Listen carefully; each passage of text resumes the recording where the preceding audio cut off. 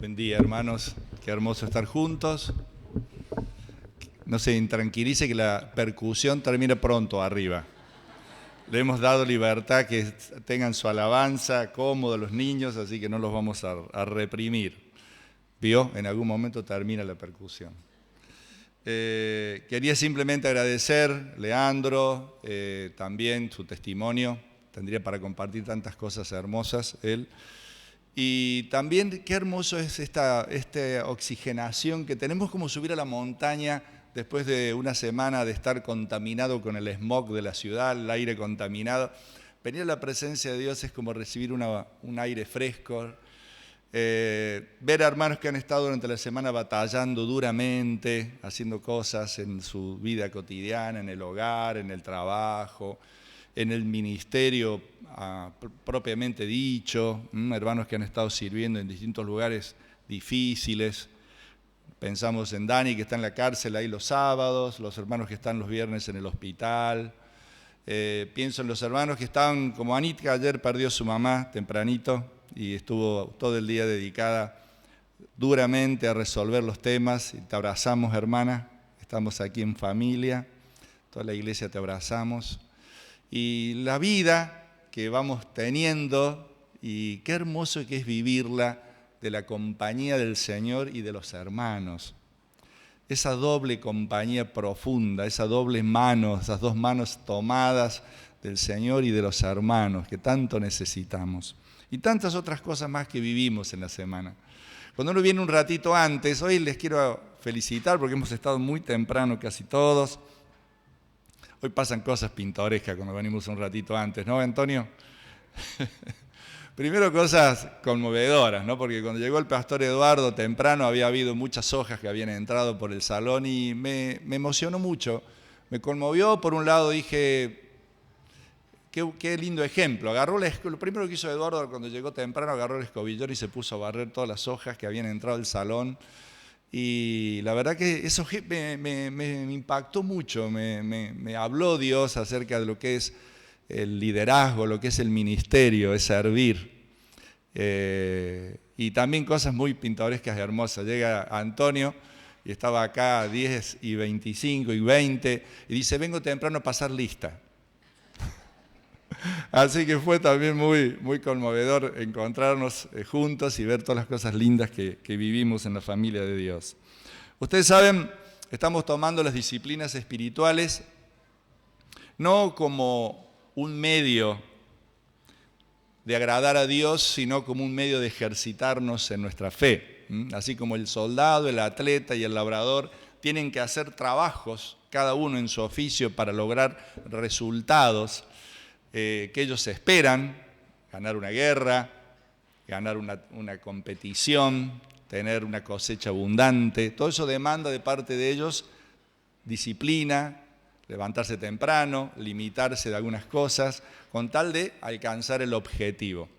Y las disciplinas espirituales tienen esa finalidad, entrenar nuestros músculos espirituales para poder ser más útiles para el Señor y estar mejor preparados.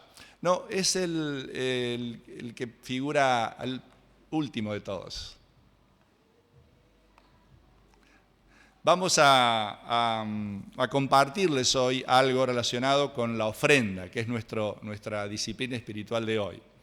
La disciplina de la ofrenda, normalmente ustedes, cuando vemos muchas veces la enseñanza relacionada particularmente con el diezmo, que es uno de los temas por ahí más polémicos que hay en las iglesias cristianas, con eso quiero decirles algunas cosas que hemos decidido como iglesia. Primero, es un tema que habitualmente no se habla en la iglesia porque se piensa que es un tema incómodo, es un tema que por ahí no es de los más simpáticos. Y quiero decirles varias cosas sobre estos sentimientos. Primero, como siervos de Dios, como ministros de Dios, no podemos, decía Pablo, rehusar entregar todo el consejo de Dios. Es el último de los que están allí. A ver. Si no me lo vas a buscar. Vamos a repasar allí. tenemos un defecto con la presentación.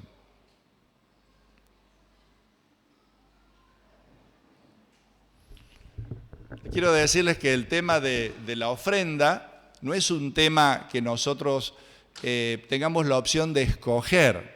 Es un tema que está absolutamente impregnado en la palabra de Dios y que nosotros tenemos hoy la disposición y la responsabilidad de poder transmitírselos a ustedes. Por un lado, no podemos escoger los temas. Los temas están en la Biblia y es nuestra responsabilidad transmitirles a ustedes todo el consejo de Dios. Ahora, sí es cierto, con respecto a todos los temas, que en 2 Corintios capítulo 3, versículo 6, les rogaría que me acompañen, 2 Corintios capítulo 3, versículo 6.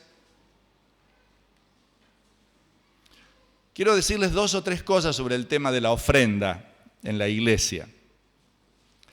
La ofrenda en la iglesia, hablando particularmente de todos los temas que la Biblia tiene para enseñarnos, tenemos nosotros toda la Biblia a nuestra disposición, el Antiguo y el Nuevo Testamento.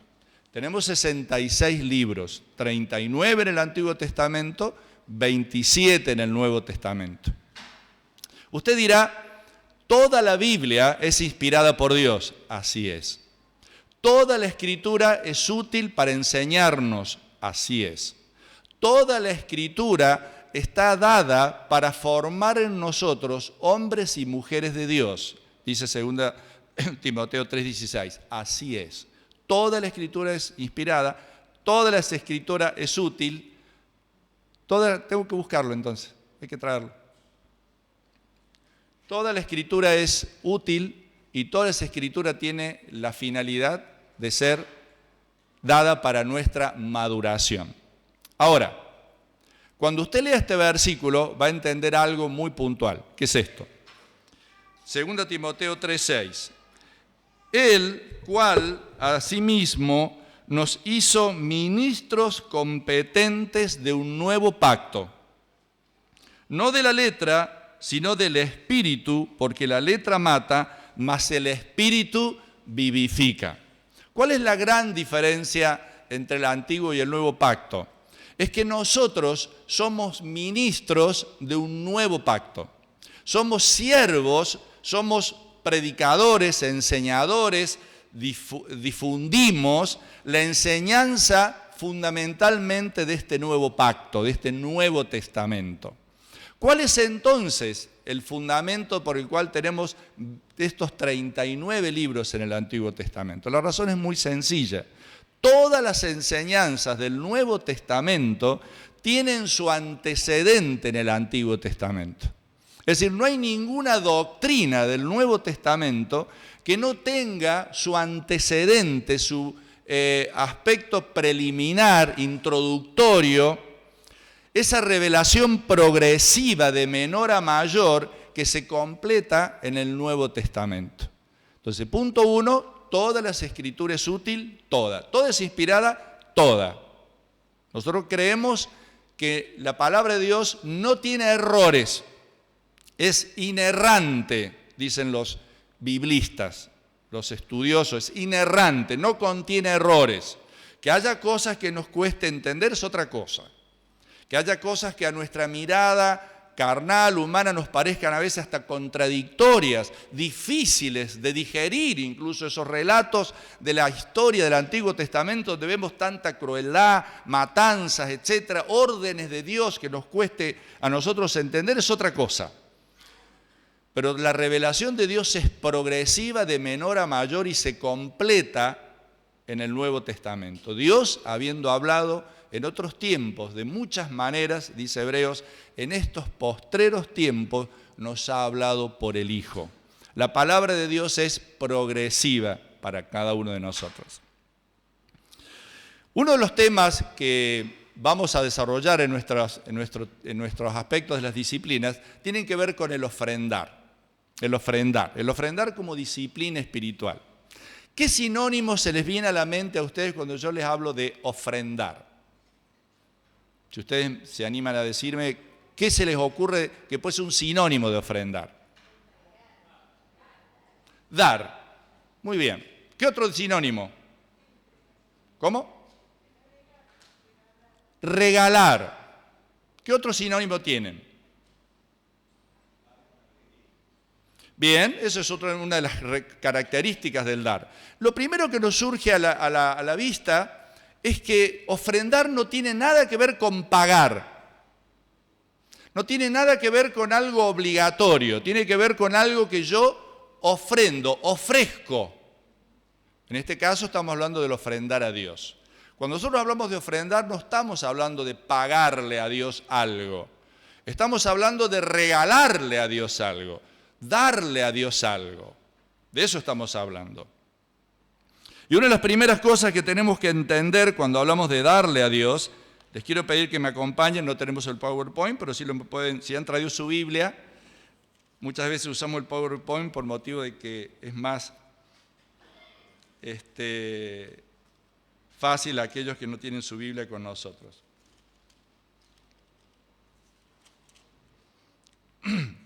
Primera Crónicas 29. Les va a sorprender lo que vamos a leer acá. Les va a sorprender. Estamos en Primera Crónicas 29. Vamos a leer 2 versículos. Versículo 11. Tuya es, oh Señor, la magnificencia y el poder, la gloria, la victoria y el honor, porque todas las cosas que están en los cielos y en la tierra son tuyas. Tuya, oh Jehová, es el reino y tú eres excelso sobre todos. Todas las cosas que están en los cielos y en la tierra son tuyas. ¿Qué le doy yo a Dios? Versículos 14, Primera Crónicas 29. Porque ¿quién soy yo? ¿Y quién es este pueblo? Para que pudiésemos ofrecer voluntariamente cosas semejantes, pues todo es tuyo y de lo recibido de tu mano te damos. Todo lo que yo tengo, dice la palabra de Dios, es de Él. La tierra y su plenitud, dice el Salmo 24:1, son tuyos. La tierra y su plenitud es del Señor. Ageo lo dice aún en forma mucho más material. Dice, tuya es la plata y el oro. Cuando nosotros le damos a Dios, cuando nosotros le regalamos a Dios, cuando nosotros ofrendamos a Dios, lo único que estamos haciendo es reconocer que todo es de Él y de lo que Él nos da, nosotros devolvemos, regalamos, ponemos a disposición de la obra de Dios para su extensión. Este concepto es muy importante. Miren, en la antigüedad, los pueblos antiguos, no solo el pueblo de Israel, tenían la práctica de diezmar, de dar el 10% de sus ganancias a sus dioses, a sus reyes, hablando de los pueblos desde el Asia, desde la confluencia de los ríos Tigris y Éufrates, conocido en geografía como la Mesopotamia, hasta pasando por Egipto y llegando hasta Roma, Europa. Todos los pueblos contemporáneos de Israel practicaban el diezmo a dioses y reyes. No era una práctica solamente del pueblo de Dios. Fíjense que nosotros tenemos una idea muy limitada de lo que era el diezmo. Nosotros creemos que el diezmo era solamente todo lo que daba el pueblo de Dios a los sacerdotes. Recuerden que la orden de Moisés era proveer a Leví, la descendencia de Leví, los sacerdotes que descendían de Leví, la provisión material que no le había sido dada en el reparto de la herencia. No descuiden a los levitas, era la orden de la ley de Dios, porque no tienen otra heredad que esta ofrenda del diezmo que se le daba para el sostén del culto y de la tribu y de los descendientes de Leví como sacerdotes. Pero en las órdenes, en la ley de Moisés, no existía solamente la responsabilidad de dar este 10%. Había también ofrendas que no estaban en ese diezmo. Había otro tipo de contribuciones, que también se llamaban así, lo cual hacía que en la ley de Moisés nada más, para los sacerdotes, llegara aproximadamente a más del 15, el 17%, lo que el pueblo de Dios debía ofrendar. El diezmo era solamente una parte de esa ofrenda. Recordemos que en la antigüedad, antes que existieran los reyes, existía el gobierno de Dios sobre su pueblo a través de los sacerdotes. Y eso se llama ¿cómo? Teocracia. Muy bien. Es decir, que en la teocracia, la ofrenda, el diezmo y todas las otras contribuciones que el pueblo de Dios hacía también, aparte del diezmo, el 10%, las ofrendas y las contribuciones y las fiestas especiales, contribuían no solamente al sostén del culto y de los sacerdotes, sino del Estado en general, porque ese Estado teocrático era gobernado por estos sacerdotes, es decir, que sería el equivalente a nuestros impuestos de hoy, muchas de las contribuciones que el pueblo de Dios hacía a los levitas, porque ellos gobernaban espiritual, civilmente, moralmente al pueblo, eran las autoridades civiles y religiosas. No había como hoy esta división. El pueblo de Dios tenía un gobierno teocrático y la contribución del pueblo servía no solo para el mantenimiento del culto, sino también para el mantenimiento del Estado, de la nación de Israel, para que tengamos bien en claro eso. Cuando el pueblo de Dios pide un rey a Samuel y finalmente accede, Samuel dice: Dios, haz lo que ellos te pidan porque no te han despreciado a vos, me han despreciado a mí. Ponles un rey, dales un rey. Y entonces comienza la etapa de la monarquía en Israel. ¿Y saben qué? Los reyes ahora también cobran el diezmo de los súbditos, dice Samuel. Y entonces de pronto, aparte del diezmo religioso y de las ofrendas y contribuciones que eran del 15 al 17% en total, sumando todas las ordenanzas de Moisés, ahora viene el 10% que los reyes también tomaban del pueblo.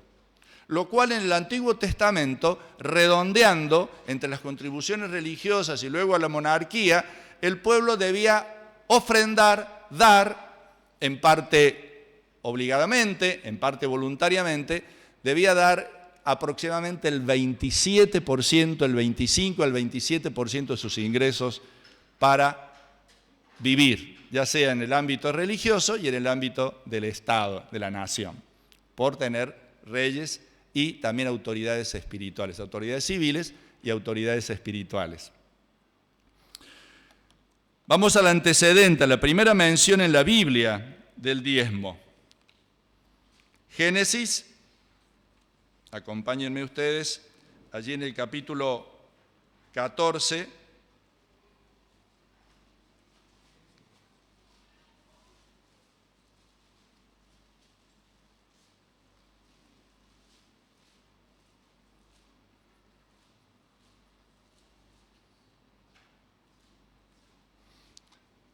cuando Dios llama a Abraham,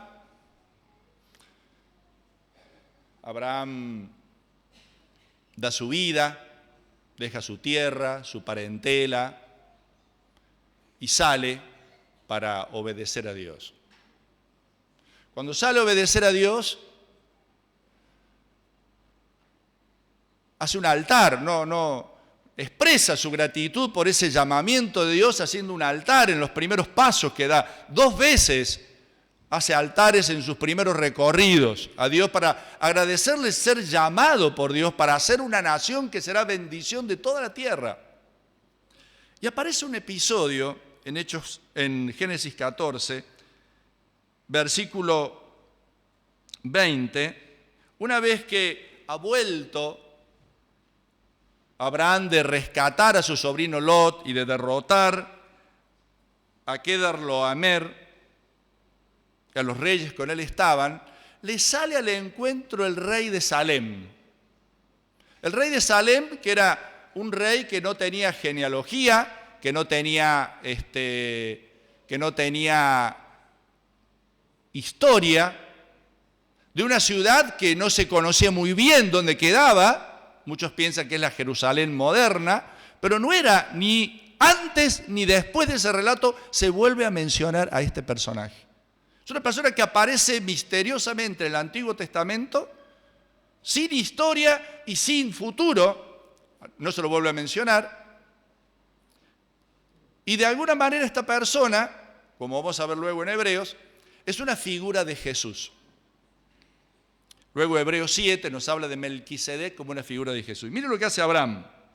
Y bendijo, y bendito sea el Dios altísimo que entregó tus enemigos en tu mano y le dio a Abraham los diezmos de todo.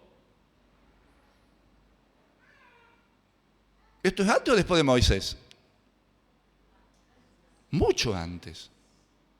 Recuerdo, faltan todos los patriarcas todavía. Abraham, Isaac, Jacob, José, vienen los 400 años de cautiverio, recién allí viene el llamado de Moisés, recién ahí viene la ley. ¿Estamos de acuerdo? ¿Nos ubicamos allí? Es decir, que de pronto, sin ninguna enseñanza previa, sin ninguna exhortación de Dios, sin ninguna ley, Abraham espontáneamente, sin que tengamos ningún antecedente de dónde sacó esa idea, no hay ninguna exigencia en la Biblia antes que esto, es la primera vez que en la Biblia aparece la palabra diezmo, dice que Abraham le dio el diezmo de todo. Esto es el argumento que toma Hebreos para hablar de que Melquisedec era una figura de Jesús, porque dice cómo puede ser, o cómo puede bendecir este patriarca, ser bendecido este patriarca por alguien que no fuera mayor que él. ¿Y cómo puede Abraham darle algo, este diezmo, a alguien que no fuera mayor que él? Y el hombre de Dios solamente es menor que ante la presencia de Dios mismo, que eso es Jesús en la figura de Melquisedec. Y vamos a la segunda mención, también en Génesis capítulo 28. Otra vez Dios se le aparece, esta vez allí en Génesis 14, se le aparece a Abraham Jesús en forma de Melquisedec. Gracias, gracias, Adri. Se aparece en Génesis 28 a Jacob, Dios en forma del ángel, que es el ángel de Jehová, es otra vez Jesús. Son las teofanías, las apariciones de Jesús, las apariciones de Dios Hijo en el Antiguo Testamento. En la figura de Melquisedec con Abraham, en la figura del ángel que lucha con Jacob en Génesis 28. Y otra vez, en el versículo 22 dice, y esta piedra, luego que termina esa lucha, esa bendición que le pide Jacob, otra vez Melquisedec bendice a Abraham, el ángel con el que lucha bendice a Jacob. Siempre el mayor bendice al menor. Y entonces cuando ya pasa todo esto, y dice, versículo 22, y esta piedra que he puesto por señal será casa de Dios, y todo lo que me dieres, y de todo lo que me dieres, el diezmo apartaré para ti. ¿Quién le enseñó esto a Jacob? Bueno, aquí ya podemos decir que Abraham le puede haber enseñado a su padre, pero no hay todavía leyes que lo enseñen ni lo obliguen. Así que esto es un poco lo que estamos tratando de introducirnos hoy. El antecedente del diezmo en el Antiguo Testamento, como lo hemos podido repasar recién. Quizás cuando vamos al Nuevo Testamento, este es el resumen de lo que sería el antecedente del diezmo en el Antiguo Testamento. Esta síntesis de todas las ofrendas que se hacían, esta enorme presencia en la legislación mosaica y en la legislación de los reyes de diezmar. Y luego vamos al Nuevo Testamento, donde la palabra diezmo aparece en los evangelios solamente 2 veces y donde aparece en el libro de los Hebreos por última vez. Es decir, que tiene una presencia muy pequeñita y que vamos a tratar de desglosar y explicar para que nosotros tengamos hoy una visión bien clara de este tema. Es nuestra responsabilidad enseñar nuestras convicciones y lo que dice la palabra de Dios al respecto. Quiero que lean ese texto precioso, lo pueden leer en su Biblia, lo pueden leer allí, y dice simplemente, Jesús estaba una vez sentado frente a los cofres de las ofrendas, mirando cómo la gente echaba dinero en ellos. Subrayo esto, Jesús mira cómo usamos el dinero. Jesús podría haber estado mirando muchas cosas en el templo. si estaban bien vestidos, si estaban limpios, si llegaban a horario. Jesús miraba cómo la gente echaba dinero en ellos. Muchos ricos echaban mucho dinero. En eso llegó una viuda pobre y echó en uno de los cofres 2 moneditas de cobre de muy poco valor. Entonces Jesús llamó a sus discípulos y le dijo: les aseguro que esta viuda pobre ha dado más que todos los otros que echan dinero en los cofres, pues todos dan de lo que les sobra, pero ella, en su pobreza, ha dado todo. No solamente todo, sino que ha dado su sustento para vivir. No tiene más nada. Ahora, ¿usted entiende lo que significa dar todo lo que tengo para vivir? Es un salto de fe donde pronto esa mujer dice: voy a depender totalmente de Dios en mi vida. Independientemente del valor, ¿qué porcentaje habrá sido de sus ingresos lo que estaba dando esta viuda pobre? El 150%, ¿qué puedo decirle? Si era todo lo que tenía para vivir. ¿Qué habrán dado? Daban mucho dinero los ricos. ¿Cuánto habrá sido? No sé, con que dieran el 1%, capaz si eran ricos, alcanzaba para hacer otro templo nuevo. Pero lo importante es ese acto de fe de la mujer, descansar en la provisión de Dios para su vida. ¿Por qué es una disciplina el ofrendar? ¿Qué enseña la Biblia acerca de cómo ofrendar? Jesús mira cómo ofrendamos. Y en 1 Corintios 16 tenemos ya los principios nuevo testamentarios del ofrendar y vamos a ver qué lugar tiene el diezmo en esto que para nosotros es casi como una doctrina. En muchos lugares los hay. Miren, les voy a ser honesto, este tema ha significado que siervos y pastores hayan enseñado cosas tan polarmente opuestas como que Sproul, nada menos que Sproul, de los cuales hemos recibido enorme crecimiento, enseñanza y edificación en esta iglesia a través de sus videos, dice que no es posible pensar que alguien sea convertido si no practica el diezmo. Dice cosas así. Mientras tenemos una mirada, como lo que vamos a estar exponiendo un poco del pastor John MacArthur, por ejemplo, una iglesia que sin exigir el diezmo a sus miembros, hace 35 años, hace 35 años, en el 85 que estuve allí, la iglesia del pastor MacArthur tenía un presupuesto para misiones de $10 millones anuales. Presupuesto para misiones, sin exigirle a la iglesia nada. La iglesia tenía una generosidad tremenda que daba infinitamente, seguramente en muchos de sus miembros, más allá de esta legalidad. Y entonces vamos a repasar algunos principios y vamos a dar nuestra posición clara al respecto para que no tengamos ninguna duda lo que enseña. Primero, creemos la Biblia y tercero, lo que tenemos como práctica. Recordamos algo muy simple, hermanos. La iglesia tiene doctrina. Eso se llama confesión de fe, lo que creemos, lo que fundamentamos en la Biblia con total seguridad y sin ninguna discusión. Se llama confesión de fe, doctrina en lo que creemos. La iglesia tiene prácticas, que son las costumbres, que son las recomendaciones. El pastor Eduardo y yo usamos la Biblia Dios habla hoy. Eso no es una doctrina. Usted no tiene que usar la Biblia Dios habla hoy. Puede usar la Biblia que se sienta cómoda, las versiones que se sientan cómodas. Pero usted va a tener en las prácticas de la iglesia, para que no se asuste, y si alguien entra por primera vez, hay una carpeta que si alguien quiere hacerse miembro, dice: en esta iglesia predicamos mayormente con la versión Dios habla hoy, sin que esto implique que usted pueda usar la versión que le parezca mejor.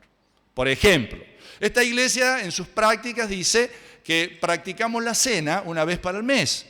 Y hay hermanos que a lo mejor desean tenerla todos los domingos. Están en su perfecto derecho porque creemos que no hay una suficiente base para obligar a las personas ni a hacer una cosa ni a hacer otra y que ambas posibilidades son totalmente bíblicas. Creemos que podemos hacerlo todos los días a la cena del Señor. Y hay denominaciones que la hacen 2 veces al año. Y si hay estos hombres de Dios, siervos de Dios, que entienden de una manera distinta tantas cosas, mientras que en otras estamos totalmente de acuerdo, esa es la diferencia entre doctrina y prácticas. Nosotros recomendamos como práctica el diezmo, pero no lo exigimos como doctrina. No tenemos los fundamentos bíblicos, como vamos a ver enseguida, para poder fundamentar que esta es una doctrina. ¿Es una recomendación? Sí. ¿Es una práctica? Sí. Si alguien entiende que debe hacerlo en más o en menos, eso no es una herejía, no es un error doctrinal. Está en todo su derecho porque vamos a ver la base bíblica y en eso tenemos que ser nosotros sí totalmente honestos en decirle a ustedes lo que la Biblia dice. No podemos inventar una Biblia a nuestra conveniencia. Y he escuchado y leído durante todos estos meses que estoy estudiando este tema enormes aberraciones de hacerle decir a la Biblia lo que no dice. Hacerlo decir a Jesús que es un enseñador del diezmo, hacer decir a Pablo que es un enseñador del diezmo, y no tenemos ni una sola enseñanza que afirme estas cosas. Como vamos a ver hoy, toda la información basada en eso. Sí debemos en la Biblia cosas muy claras. En la Biblia hay regularidad y preparación. Los domingos cada uno de ustedes aparte algo. Esa es la enseñanza de la ofrenda. Debe haber preparación. Usted puede llevar un sobre de aquí, puede prepararlo en casa, puede al llegar pedir un sobre. Recomendamos que cada uno tenga un número para ofrendar, aquello que Dios haya puesto en su corazón. Lo que usted apartó, cada uno de ustedes aparte algo. No dice aquí qué porcentaje debe apartar. Sí dice que debe haber preparación, regularidad. Le pedimos que usted, a los fines de planificar nuestros proyectos, estamos pensando en cosas muy hermosas para la vida de la iglesia y el testimonio en este barrio, pero necesitamos saber qué presupuesto tenemos como iglesia y por eso es que hoy está Alejandro, está Vivi, está también Juan, está Sandra, que nos ayudan con la administración, con sobres, con números nuevos, para que usted le pida a ellos un número nuevo para llevar su control de sus ofrendas y lo que usted ha dispuesto en su corazón ofrendar. Voy a pedirle a Vivi, a Ale, a Juan, a Sandra que se paren, por favor. Dios nos ha regalado estos dos matrimonios preciosos que administran la iglesia con enorme fidelidad y con enorme eficiencia. Ellos tienen hoy esos sobres para que nosotros podamos tener un control de nuestras ofrendas. Gracias, hermanos. Dios les bendiga por su servicio y ministerio precioso. La segunda enseñanza que nos enseña la Biblia es la proporcionalidad. Los domingos, cada uno de ustedes debe apartar algo según lo que haya ganado. Y ahí sí aparece entonces un concepto novedoso. Otra vez, ¿qué porcentaje debo dar? No lo dice. ¿Puedo dar el 10? Sí, sería muy bueno que des el 10%. ¿Puedo dar el 20%? Mejor. ¿Puedo dar 5%? Está bien, nadie va a controlar tu recibo de sueldo. Nadie te va a pedir una liquidación de haberes. Pero sí debe haber una relación entre nuestro ingreso y nuestras ofrendas. Obviamente, ponele un porcentaje a tu compromiso. Debe ser voluntario, dice 2 Corintios 9:7. Cada uno debe dar según lo que haya decidido en su corazón y no de mala gana o a la fuerza.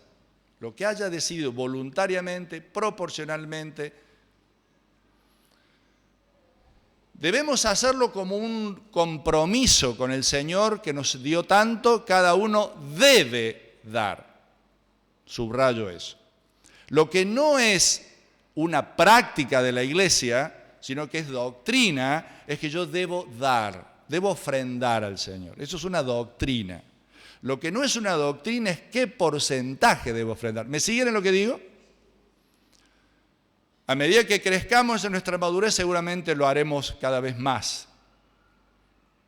Pero debe hacerlo con un sentimiento, como decía Alejandro en el comienzo, de profunda alegría. En 2 Corintios capítulo 8 nos sigue diciendo, ¿cómo debo hacerlo?